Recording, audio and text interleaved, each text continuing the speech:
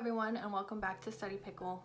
Now, I don't consider myself an avid reader, but I do read from time to time, mainly because I like to learn new things, I'm super into self-improvement, and I like having stuff to talk about. Today, I'm going to be talking about my favorite books so far since we're halfway through the year. So if you're looking for some book recommendations, then just keep watching. First, I'm going to talk about some nonfiction books that I've been reading.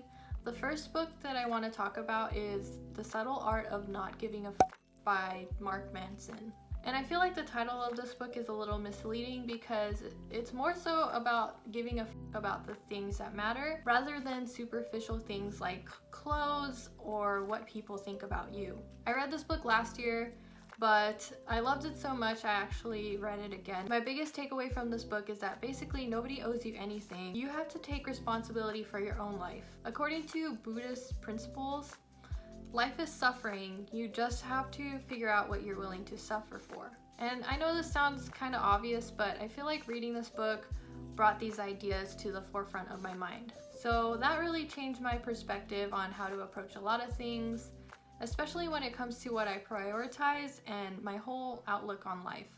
If you're looking for a wake-up call of a book, then I highly suggest this one.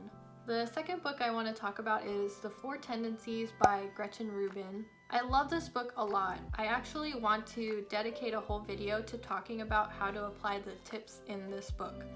But basically, the book is about 4 personality types based on why we act and why we don't act. And these are determined by whether or not we meet external expectations and internal expectations. External expectations are things like homework assignments, deadlines, and when people ask you to do things for them. Internal expectations are things like exercising, eating healthy, self-improvement, and anything that you expect of yourself. She talks about the strengths and weaknesses of each tendency, their general mindsets on tasks and decision making, and how to increase the likelihood of getting a tendency to do stuff.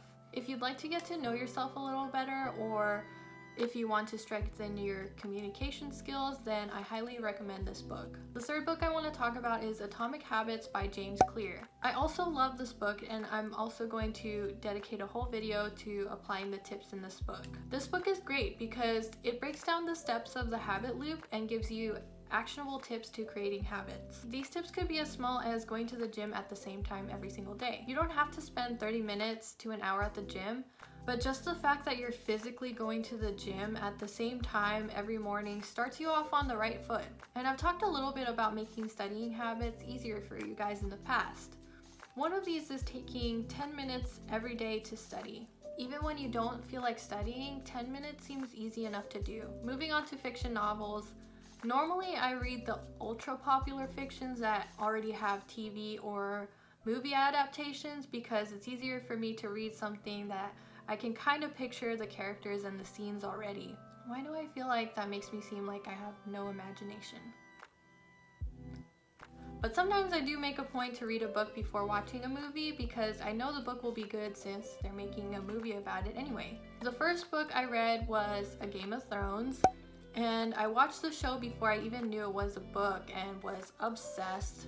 I wanted to read the books because I couldn't get enough from the show. Plus, I kind of wanted to see how George R.R. Martin ended the series. For those of you who have been living under a rock, the author of this book series has not finished the series yet, and he left it up to the HBO writers to end the TV series themselves.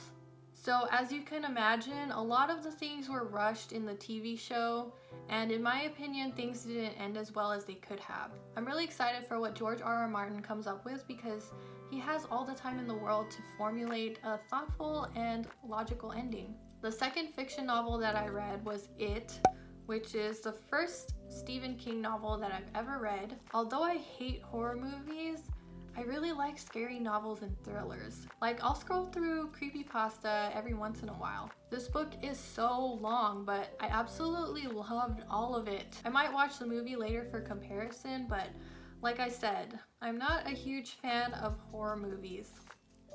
So those were my favorite books that I've read so far this year, and I'd really like to know what your favorite books are. Leave a comment down below on some of your book suggestions and I'll definitely check them out. If you like this video, leave a like, and if you're new to my channel, definitely subscribe and hit that notification bell so you don't miss a thing. Have a good one, and I'll see you in my next video.